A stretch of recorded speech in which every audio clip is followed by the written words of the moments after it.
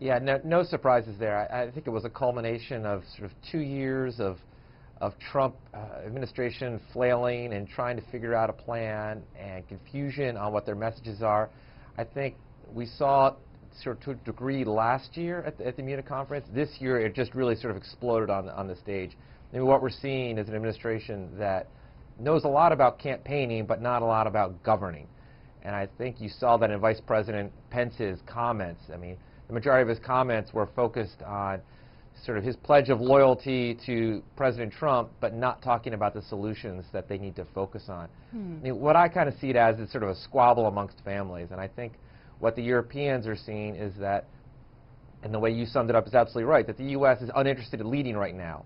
And they are having to make a choice of, do we wait out and hope that the Trump administration ends in 2 years and it gets back to more strategic dialogue, or do we need to go about in our own way?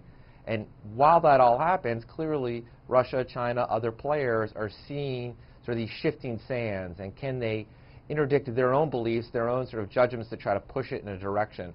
Where I would end is what I thought was particularly interesting is initially when the U.S. broke out of the treaty with Iran on the nuclear deal, they were kind of neutral as to what the Europeans should do. What I thought was interesting is that they're now saying, ordering, not asking, but literally ordering the Europeans to honor the fact that the U.S. broke that deal as well and forcing the Europeans to break it. So I think it opens up a whole lot more questions that the Europeans will sort of have to ponder, all against the backdrop, obviously, in the coming weeks of how does Brexit resolve with the UK and the European Union as well.